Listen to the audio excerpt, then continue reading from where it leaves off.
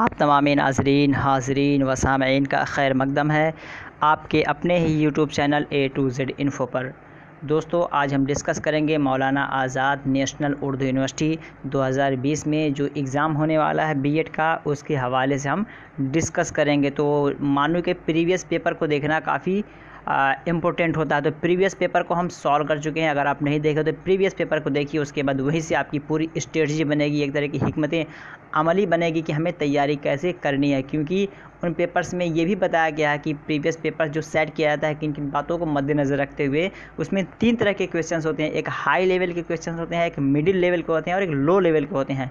तो इस टाइप्स के क्वेश्चंस मिलते हैं। तो उन्हीं तमाम बातों को मद्देनज़र रखते हुए, तमाम क्वेश्चंस को सॉल्व करते हुए मैं भी अपना एक प्रैक्टिस सेट लाया हूँ, जो मैं डेली 1 वीडियो 2 वीडियो कभी कभी 3 वीडियो भी लाते हैं। और हम वीडियोज़ बढ़ाने की कोशिश करेंगे इंशाल्लाह, और वीडियोज़ लाएँगे, नंबर ऑफ़ क्वेश्चंस भी बढ़ाएँगे। तो टोटल ये हमारे जो हो गए अभी तक, ये हमारे 13 हो चुके हैं। तो अगर आप नहीं देखें हैं 13 को तो आप देखिए, काफ़ी फ़ायदा होगा, इसलिए कि इसमें सिलेक्टेड क्वेश्चंस हैं और प्रीवियस ईयर्स के पेपर्स को एनालिसिस करके बनाया गया है। तो आपको देखने के बाद पूरा अंदाज़ा हो जाएगा कि मालूम में क्वेश्चंस कैसे सेट किया जाता है या कैसे बनाया जाता है, तो इसका अंदाज़ा होगा। तो आज ही जो हम स्टार्ट करेंगे वो हमारा 14 पार्ट है। तो लास्ट तक बने रहिए, आपके बहुत सारे डाउट्स क्लियर हो जाएंगे। इससे पहले जितना भी हम उर्दू के क्वेश्चन सॉल्व किए हैं वो काफ़ी ईजी लेवल के थे। ठीक है, मैं जैसे पहले बताया हूँ कि 3 हिस्सों में हम डिवाइड करते हैं, लो, मिडिल और हाई। तो हम कह सकते हैं कि इससे पहले जो हम सॉल्व किए हैं तो वो लो और मिडिल क्लास के थे, मतलब अदना और औसत दर्जे के थे। लेकिन अब ये जो है हमारा आला दर्जे का होगा। ठीक है, तो इसमें आपको फ्रस्ट्रेट नहीं होना है कि हमारे क्वेश्चन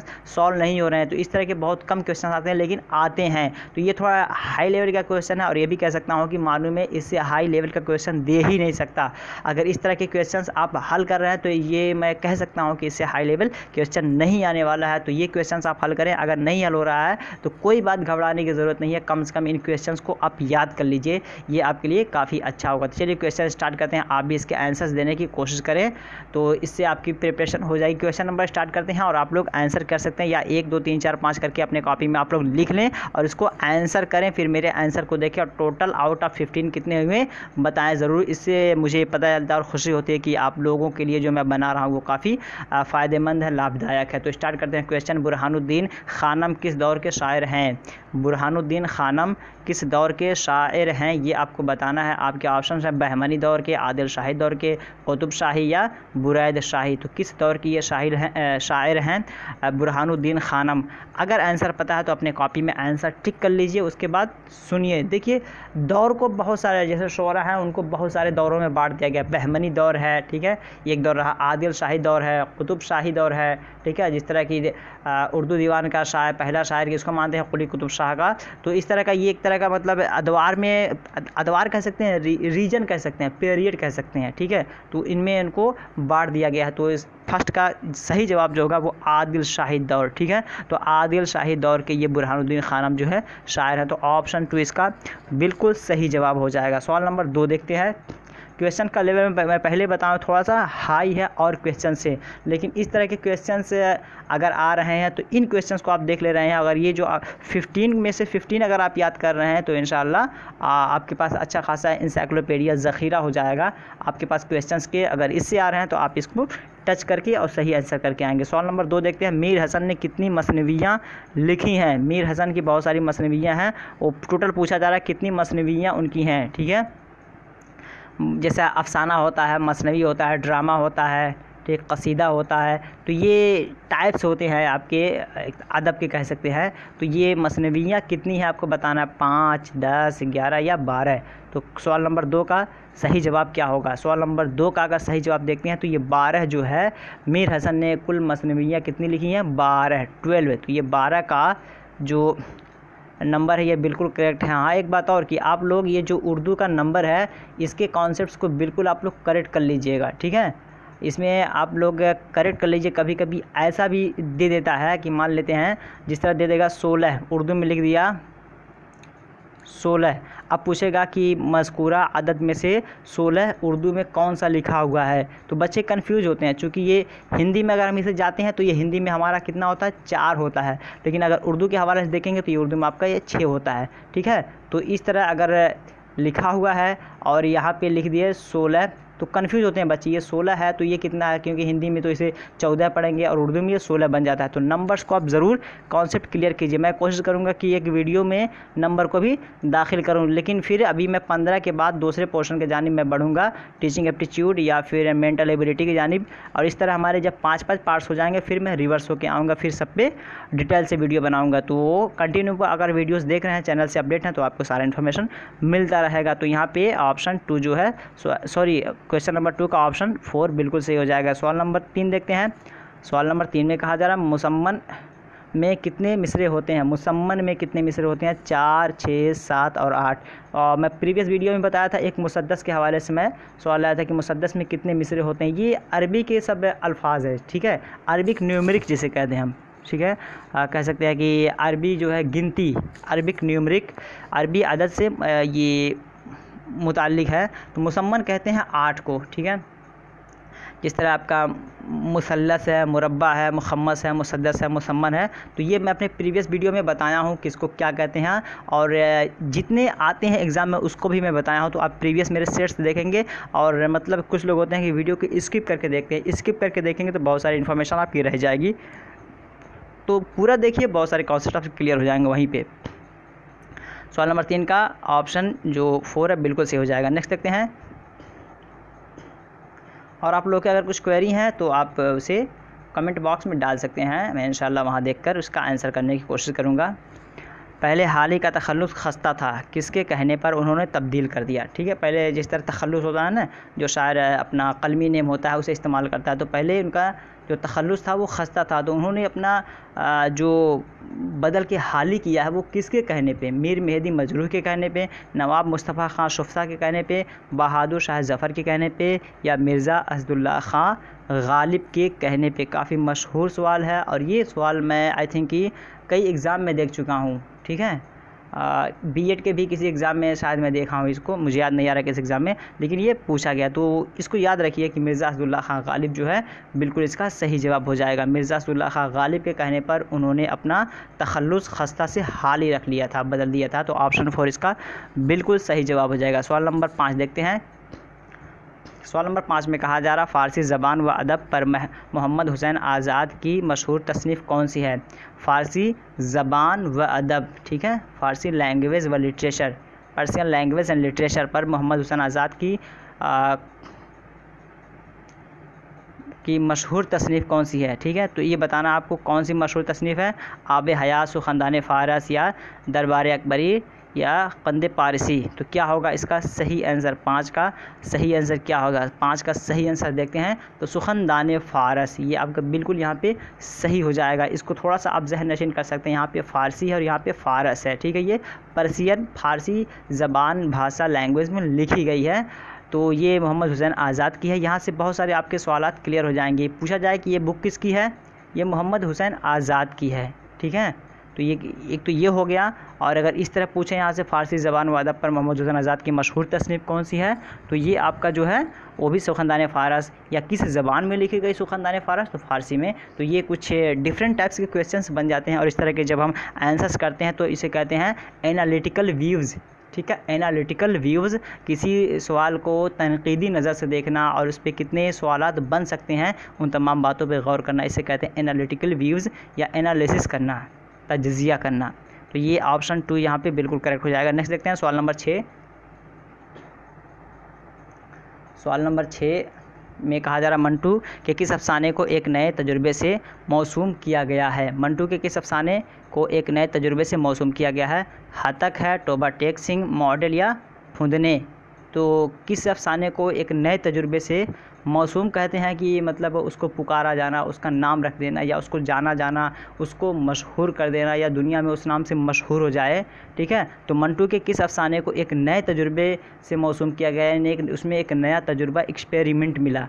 तो कौन सा वो अफसाना है मंटू का? 6 का सही जवाब क्या होगा? 6 का सही जवाब देखेंगे तो फुदने जो है ये बिल्कुल आपका करेक्ट हो जाएगा। तोबा टेक सिंह से रिलेटेड भी पूछा जाता है कि तोबा टेक सिंह ये किताब किसकी है, ठीक है, अफसाना ये किसकी है, किसका है? ये मंटू का है, ठीक है। या पूछा जाएगा कि तोबा टेक सिंह क्या है, नावल है, ड्रामा है, अफसाना है, कसीदा है, क्या है? तो ये भी आप यहाँ से आपका क्लियर हो जाएगा। टॉपर टेक सिंह जो है ये आपका अफसाना है। तो यहाँ से एक सवाल से बहुत सारे डाउट्स आपके क्लियर हो जाएंगे। तो सवाल नंबर 6 का ऑप्शन 4 इसका बिल्कुल सही हो जाएगा। लास्ट में मैं ये भी बताऊंगा, कुछ लोगों को दिक्कत होती है कि कुछ वीडियोस नहीं मिल पाते हैं, ठीक है। मेरे जो वीडियोस मानू से रिलेटेड पड़े हुए हैं, या फिर कुछ लोगों को दिक्कत ये है कि जो एप्लीकेशन है उससे रिलेटेड या फिर नोटिफिकेशन है उसके वीडियोस नहीं मिलते हैं, तो मुझे मतलब कमेंट बॉक्स में वो डालते हैं। तो मैं उनको कहूँगा कि वो हमारे ग्रुप में ज्वाइन हो जाएं, और लास्ट में मैं अपना अभी व्हाट्सएप नंबर दूंगा, उस नंबर पे आप मुझे मैसेज कर सकते हैं। या जो लोग ग्रुप में हैं उनको भी कोई दिक्कत है,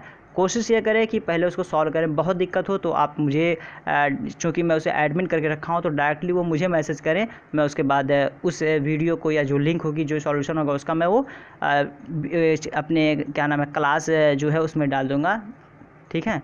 तो वहाँ पे लिंक मैं प्रोवाइड करवा दूँगा, वहाँ से सारे लोग एक्सेस कर सकेंगे। तो ये आसान तरीका होगा। कमेंट में बार बार रिप्लाई करना मतलब काफ़ी थोड़ा डिफ़िकल्ट होता है। जब आपके लिए वो चैनल बना दिया गया तो वहाँ से आपके लिए आसानी हो जाएगी। बागो बहार का सबसे तवील किस्सा कौन सा है? बागो बहार में बहुत सारे किस्से हैं, तो पहला किस्सा कौन सा है? पहले ऑप्शंस यहाँ पे पहले दुर्वेश का, दूसरे दुर्वेश का, तीसरे दुर्वेश का, या चौथे दुर्वेश का। तो सवाल नंबर 7 का सही जवाब क्या होगा? सवाल नंबर 7 का सही जवाब जो होगा तीसरे दुर्वेश का। तीसरे दुर्वेश का जो किस्सा है बागो बहार में है, ठीक है। ये भी पूछा जा सकता है कि बागो बहार में या पूछा जाएगा कि पहले दुर्वेश का किस्सा किस में है, ठीक है, दूसरे का किस में है। तो ये 3 4 1 2 3 4 है, सारे का सारा आपका बागो बहार में है। तो ये जो आपका सबसे तवील है, तवील मीन्स लंबा कह लीजिए, बहुत ज़्यादा सफ़ों पर मुश्तमिल हो, बहुत सारे पेजेस पे लिखे गए हों, ठीक है। तो वो आपका कह सकते हैं कि लंबा किस्सा जो हो उसे हम बोलते हैं। तो ऑप्शन यहाँ पे 3 जो है 7 का बिल्कुल सही हो जाएगा। नेक्स्ट देखते हैं सवाल नंबर 8। रुक़आत गालिब क्या है? रुक़आत गालिब जो है ये क्या चीज़ है? ये टर्म ये देखिएगा यहाँ पे इन्वर्टेड कॉमा में इसको लिखा गया। रुक़आत गालिब क्या है आपको बताना है। ऑप्शंस यहाँ आप देख सकते हैं। ऑप्शन 1 में कहा जा रहा फ़ारसी में कहे गए खतूत का मजमूआ, 2 में कहा जा रहा उर्दू में लिखे हुए खतूत का मजमूआ, तीसरे में पेंशन के मसले पर लिखा हुआ खतूत का मजमूआ, चौथे में दिल्ली के बर्बादी पर लिखे हुए खतूत का मजमूआ। रुक़्क़ा कहते हैं लेटर को। अब उसे हम लेटर भी ना कह के बल्कि एक तरह का कह सकते हैं कि मान लीजिए कि हमें कोई बात किसी को पहुंचानी है, ठीक है, किसी के यहाँ कोई ख़बर पहुंचानी है, तो एक छोटे से कागज़ पे हम 4 5 6 7 8 9 लाइन कर लिख के वो किसी के हाथ, हम कासिद के हाथ उसके घर पे हम पहुंचा दें, तो वो हमारा रुक़्क़ा कहलाता है, ठीक है। लेटर उसे नहीं कहेंगे, रुक़्क़ा कहेंगे। तो बहुत सारे इस तरह रुक़्क़ा है, बहुत सारे छोटे छोटे लेटर्स हैं जिनको कंपोज़ किया गया है। तो वो रुक़आत गालिब में क्या है? ऑप्शन 1 यहाँ पे बिल्कुल सही हो जाएगा। फ़ारसी में कहे गए खतूत का मजमूआ, ये पर्शियन ज़बान में है, ठीक है, ये भी ध्यान रखना है। पर्शियन ज़बान में है, खतूत का मजमूआ है। तो ये ख़ास बात यहाँ पे है कि उर्दू में यहाँ कहा जा रहा है, यहाँ फ़ारसी में कहा जा रहा है। तो आपका जो ध्यान रखना है वो फ़ारसी में कहे गए खतूत का मजमूआ। तो ऑप्शन 1 इसका बिल्कुल सही हो जाएगा। नेक्स्ट देखते हैं सवाल नंबर 9। सवाल नंबर 9 में कहा जा रहा है प्रेमचंद के अफसानवी मजमूए वारदात में कितनी कहानियाँ हैं? प्रेमचंद के अफसानवी मजमूए वारदात, ठीक है, अफसानवी मजमूआ है ये वारदात। तो इसमें कितनी कहानियाँ टोटल हैं ये आपको बताना है। अगर आपके आंसर्स नहीं सही हो रहे हैं, मैं फिर कह रहा हूँ, तो आपको फ्रस्ट्रेट या घबराने की ज़रूरत नहीं है। ये थोड़ी हाई लेवल के क्वेश्चंस हैं, बहुत ही मतलब कह सकते हैं कि इसमें बहुत कम ही लोग इसको सॉल्व कर पाते हैं। अगर आपसे नहीं हो रहा है या जो लोग कर रहे हैं अच्छी बात है, जो नहीं हो रहा है वो खाली इसको रिपीट करके वीडियो देख ले, याद हो जाए, ये काफ़ी है, ठीक है। तो सवाल नंबर 9 का क्या होगा करेक्ट आंसर कि प्रेमचंद के अफसानवी मजमूए वारदात में कितनी कहानियाँ हैं? तो 9 का सही जवाब क्या होगा? आपके ऑप्शंस यहाँ पे दिए गए हैं 12 15 17 13। और आप लोग आंसर्स भी कर सकते हैं और आंसर ज़रूर कीजिए, इसलिए कि कभी कभी अनुमान भी सही हो जाता है। तो अनुमान से जो इंसान टिक करता है वो लाइफ लॉन्ग हो जाता है, वो पूरी ज़िंदगी के लिए याद हो जाता है, तो वो काम कर जाता है कभी कभी। तो यहाँ पर जो करेक्ट होगा 9 का ऑप्शन 3 जो है इसका बिल्कुल जो है जी, ऑप्शन 4 यहाँ पे बिल्कुल ये करेक्ट हो जाएगा। नेक्स्ट देखते हैं सवाल नंबर 10। कहा जा रहा है कौन सा अफसाना राजेंद्र सिंह बैदी का नहीं है? राजेंद्र सिंह बैदी का इसमें कौन सा अफसाना नहीं है आपको बताना है कि लंबी लड़की, ठीक है, मथन, सपनों के देश में भोला, तो इसमें कौन सा एक ऐसा अफसाना जो राजेंद्र सिंह बैदी का नहीं है? तो इसमें क्या होगा 10 का सही आंसर क्या होगा? 10 का सही आंसर देखते हैं तो सपनों के देश में ये राजेंद्र सिंह बैदी का नहीं है। तो इससे यह भी पता चल रहा है कि लंबी लड़की पूछे किसका है तो राजेंद्र सिंह बैदी, मथन पूछे किसका है राजेंद्र सिंह बैदी, भोला पूछे किसका है राजेंद्र सिंह बैदी। तो इससे आपको ये भी दिमाग में रखना है कि इन तमाम के जो राइटर हैं वो राजेंद्र सिंह बैदी हैं। सवाल नंबर 11 देखते हैं। सवाल नंबर 11 में कहा जा रहा है किसका शुमार ईहाम गोशोरा में नहीं है? किसका शुमार ईहाम गोशोरा, ईहाम गोशोरा किसे कहते हैं? ईहाम बमाना वहम, किसी चीज़ को शक में डाल देना, कोई ऐसी रिवायत करना, कोई ऐसा नरेशन या कथन बयान करना जिसको सुनने के बाद इंसान शक में पड़ जाए कि ये इंसान जो बात कह रहा सही है कि गलत। तो कौन सा ऐसा एक मतलब शायर है जिसके बात में कोई शक, डाउट, ठीक है, नहीं होता है? ऑप्शंस यहाँ पे है आबरू, नाजी, मजमून या फायज़। तो इसमें करेक्ट क्या होगा 11 का? 11 का करेक्ट अगर आप देखते हैं तो यहाँ पे ऑप्शन 4 जो है ये बिल्कुल सही हो जाएगा, फायज़। नेक्स्ट देखते हैं सवाल नंबर 12। और जो लोग जिनका उर्दू मतलब से बीएड कर रहे हैं उनके लिए तो ये 100% बेनिफिशियल है। वो ज़रूर इसके आंसर्स और याद करने की कोशिश करें और जनरल के लोग भी इसे याद करने की कोशिश करें। रशीद अहमद सिद्दीकी ने सियासियात का इमाम किसे कहा है? रशीद अहमद सिद्दीकी ने सियासियात का इमाम, प्रीस्ट ऑफ पॉलिटिक्स, ठीक है, प्रीस्ट ऑफ पॉलिटिक्स किसे कहा है? तो रशीद अहमद सिद्दीकी ने, आपके ऑप्शन यहाँ पे हैं हसरत, फ़िराक, फ़ानी या असग़र। तो 12 का सही जवाब क्या होगा? 12 का सही जवाब क्या होगा? रशीद अहमद सिद्दीकी ने सियासियात का इमाम किसे कहा है? हसरत, फ़िराक गोरखपुरी, हसरत मोहानी, फ़िराक गोरखपुरी, फ़ानी बदायूनी, असग़र गोंडवी, ये फुल फॉर्म मतलब याद कर सकते हैं आप। तो 12 का सही जवाब क्या होगा? 12 का सही जवाब फ़ानी बदायूनी को कहा। रशीद अहमद सिद्दीकी ने सियासियात का इमाम फ़ानी बदायूनी को कहा। तो ऑप्शन 3 यहाँ पे बिल्कुल सही हो जाएगा। नेक्स्ट देखते हैं सवाल नंबर 13। सवाल नंबर 13 में कहा जा रहा है कि किस बड़े शायर ने कोई मसनवी नहीं लिखी? मतलब कौन ऐसा शायर है जो कोई मसनवी लिखा ही नहीं? सौदा, आगे ऑप्शन देख लेते हैं, दर्द, मसहफ़ी या मीर। तो कौन ऐसा शायर है जिसने कोई मसनवी लिखा ही नहीं? तो 13 का सही जवाब क्या होगा? 13 का सही जवाब अगर देखते हैं आप तो ऑप्शन 2 जो है दर्द, दर्द भरे हालात। तो इन्होंने कोई मसनवी नहीं लिखा। तो ऑप्शन 2 ये बिल्कुल करेक्ट हो जाएगा। क्योंकि इस तरह के सवालात क्यों बन जाते हैं? इस तरह के सवालात बन जाते हैं कि इतने बड़े अदीब होते हुए भी वो इस पोर्शन पे उन्होंने काम ही नहीं किया, मसनवी पे काम ही नहीं किया। तो पूछेगा कि मतलब कौन से ऐसे शायर हैं जिन्होंने मसनवी पे काम नहीं किया? या जो बहुत ज़्यादा कसीदा लिखे हैं उनके बारे में पूछेगा कि उन्होंने सबसे ज़्यादा कसीदे पे काम किया। या मतलब जो जिस फील्ड में जैसा काम करता है या किसी फील्ड को कोई टच नहीं किया तो भी पूछ लेगा कि कौन से ऐसे हैं जो इस फील्ड में काम नहीं किए। तो ये मतलब इंडिकेटिव चीज़ें हो जाती हैं जो इशारिया के तौर पे, जिसे हमें देखने की ज़रूरत पड़ती है। चलिए 14 नंबर देखते हैं। 14 नंबर में एक शेर है, चमन में किसने इलाही निगाह डाली आज? चमन में किसने इलाही निगाह डाली आज, जो खिलखिलाती है गुल की हर एक डाली आज। चमन में किसने इलाही निगाह डाली आज, जो खिलखिलाती है गुल की हर एक डाली आज। ठीक है, इस शेर में किस सनात को बरूए कार लाया गया है? कह लीजिए सनात क्या है? ये ग्रामर का, शेर व शायरी के ग्रामर का एक पोर्शन है कि जो आपका शेर है वो किस टाइप का शेर है। ठीक है, शेर आपका मुकम्मल है, शेर आपका इनकम्प्लीट है, या शेर में आपके तहसीन है, तजाहुल अरफाना है। ठीक है, किस टाइप का ये शेर है, ये मतलब एक तरह का कह सकते हैं कि शेर व शायरी की दुनिया का ये एक कायदा है। तो आपसे पूछा जा रहा है कि ये शेर आपका क्या है? तजनीस ताम है, तजनीस मुरक्कब है, तजनीस मफरूक है, तजनीस मुतशाबे है। तजनीस ताम ये यहाँ बिल्कुल इसका सही जवाब हो जाएगा। तजनीस ताम क्या होता है? ठीक है, कि उसका जो मीनिंग है पूरा साबित हो, जिस तरह लिखा गया है, जैसे यहाँ कहा गया चमन में किसने इलाही निगाह डाली आज, यानी किसकी निगाह रहमत या किसके आने की बरकत से जो खिलखिलाती है गुल की हर एक डाली आज, ये आने से उसके जो बागीचे है उसकी कलियाँ खिल गई। या फिर ये भी मुराद ले सकते हैं कि घर में कौन ऐसा शख्स आया कि घर के लोग खुशी से मचल गए। तो ये एक तरह का मुकम्मल माना इससे पाया जा रहा है तजनीसे ताम में। और भी इसकी किस्में हैं, फिर नेक्स्ट टाइम कभी वक्त मिला तो इस पर भी हम काम करेंगे। क्वेश्चन नंबर 15 देखते हैं। शोधी तहरीक के ख़िलाफ़ किसने शदीद रद्द अमल का इजहार किया था।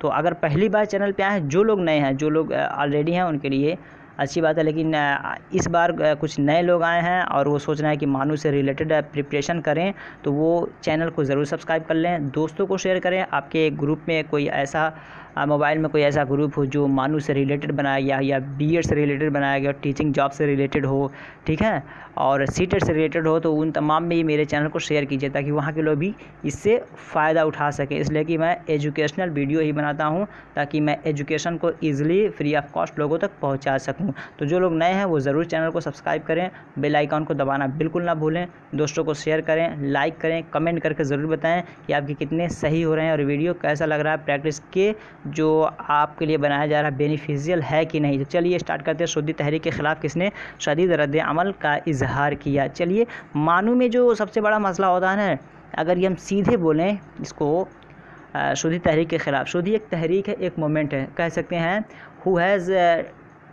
Who has taken stand against the Shoghi movement, ठीक है, कौन से ऐसे शख्स हैं जो शोधी तहरीक के ख़िलाफ़ खड़े हुए या एक्शन लिए। तो ये तो आसान हो जाएगा, लेकिन यहाँ पे घुमा देता है, उनके लिए दुश्वार है जो उर्दू से नहीं है। शोधी तहरीक के ख़िलाफ़ किसने तक तो ठीक है, शदीद रद्द अमल का इजहार किया। शदीद तो चलो ठीक है, ये रद्द अमल क्या है।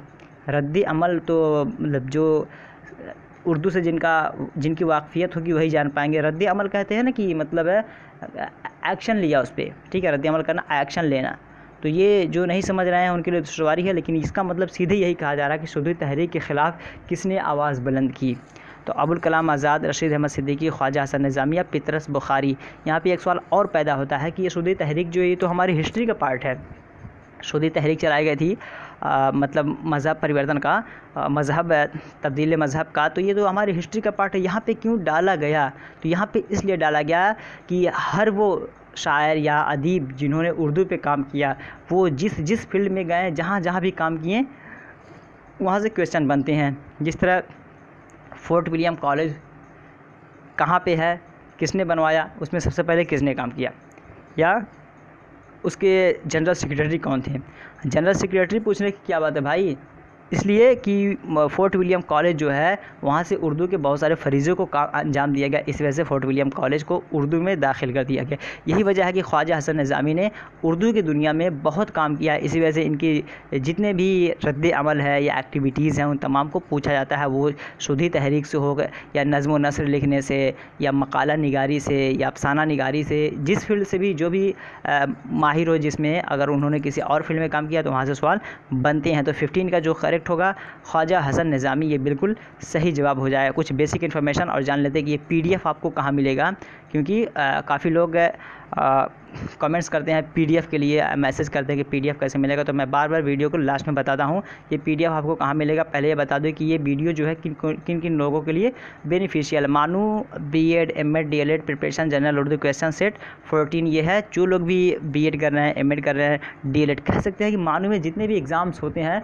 वहाँ पर उर्दू के सवाल तो बनते हैं। तो मानू में जितने भी मतलब परीक्षार्थी हैं, इच्छुक हैं कि वो अपना एडमिशन लें, तो वो लोग ज़रूर वीडियो को देख सकते हैं, इसलिए कि ये जनरल क्वेश्चन है। जनरल क्वेश्चन सारे एग्ज़ाम में आते हैं, स्पेशली जो आपका टीचिंग कोर्स है, जैसे आपका डीएलएड हो गया, बीएड हो गया, एमएड हो गया, ठीक है, डाइट वगैरह, तो उन तमाम में ये ऐसे क्वेश्चंस आपको देखने को मिलेंगे, तो वो सभी लोग देख सकते हैं। और मेरे बारे में कुछ बेसिक इन्फॉर्मेशन है जो काफ़ी लोग जानना चाहते हैं, तो मैं बता दूँ कि ये मेरा नाम रमज़ान अली और मैं मानू से मैं बीएड परसू कर रहा हूँ, सीटेट बोथ पेपर क्वालिफाइड। और ये मेरे चैनल का लिंक है, आप इस पर डायरेक्टली जाके चैनल को सब्सक्राइब कर सकते हैं, पूरे वीडियोस को देख सकते हैं, स्क्रीनशॉट ले सकते हैं अगर नहीं मिल रहा है तो। फिर फर्दर आपको यहाँ पे ये मेरा ब्लॉगर साइट है जहाँ आपको पीडीएफ मिल जाएगा, यहाँ पे जाके आप या मुझे यहाँ पे आप फॉलो कर सकते हैं, ठीक है, A to Z info 124.blogspot.com, इसका स्क्रीनशॉट ले लीजिए। आप इस साइट को आप गूगल पे डालिएगा, डायरेक्ट एक पेज खुल के आएगा A to Z info. A to Z info खोलने के बाद आप मुझे वहाँ जाके फॉलो भी कर सकते हैं। सब्सक्राइब करेंगे आप तो जो भी मैं मतलब वीडियोज़ या जो भी मैं PDF बनाऊँगा मानू से रिलेटेड, उसका नोटिफिकेशन आपको पहुँच जाएगा। तो आप मुझे यहाँ भी फॉलो कीजिए, सब्सक्राइब कीजिए, ताकि मैं आपको यहाँ से भी आपकी खिदमत कर सकूँ, आपको कंटेंट्स प्रोवाइड करवा सकूँ और आपको PDF मिल जाएगा। आप जाइएगा इस लिंक के थ्रू होम पेज पे, वहाँ कॉर्नर में आपको मिलेगा सर्च बॉक्स। यहाँ पे सर्च बॉक्स में आपको ये टाइप कर देना है, ऊपर वाला जो लिखा हुआ है, ठीक है, मानो एंट्रेंस टेस्ट क्वेश्चन सेट 14, जो भी सेट आपको चाहिए वो सेट डाल दीजिएगा, आपको मिल जाएगा। आप वहाँ प्रैक्टिस कर लीजिए, प्रैक्टिस करने के बाद आंसर आप वीडियो से देख लीजिएगा। तो ये स्ट्रेटजी काफ़ी अच्छा है। जब मैं प्रिपरेशन कर रहा था मैं भी यही स्ट्रेटजी अपनाता था कि पहले मैं क्वेश्चन को सॉल्व करता था, सॉल्व करने के बाद फिर आंसर्स उसके सर्च करता था। तो ये तरीका अच्छा है, पहले आप खुद उसको सॉल्व कीजिए फिर आंसर देखिए, तो एक तरह का सस्टेनेबल ये सॉल्यूशन होता है इसका। तो चलिए यहीं तक आज, फिर इजाज़त दीजिए, फिर मिलते हैं नेक्स्ट वीडियो में। तब तक के लिए have a nice day, have a good day, that's all, thank you, bye. अगर कोई कमेंट हो, कोई क्वेरी हो तो कमेंट बॉक्स में ज़रूर डालें, और जो लोग नए हों वो ज़रूर डिस्क्रिप्शन बॉक्स में लिंक है टेलीग्राम व्हाट्सएप का, वहाँ से ज्वाइन हो जाएं। खुदा हाफिज़।